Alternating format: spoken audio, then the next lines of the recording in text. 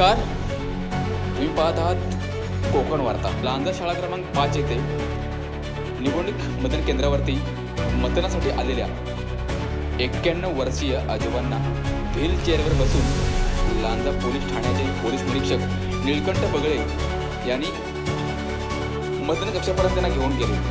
हे चित्र सर्वांनी पाहिले। आपण कोणताही संकोच न बाळगता त्यांनी आजोबांना केलेली मदत इथे लक्षवेधी ठरली। लांजा पोलीस ठाण्याचे पोलीस निरीक्षक नीलकंठ बगळे यांच्या सहकार्य भावनेचे सर्व स्तरातून कौतुक होते आहे। त्यामुळे निवडणूक मतदान केंद्रावरती खाकी वर्दीने सर्वांचेच लक्ष वेधले होते। पाहत राहा कोकण वार्ता।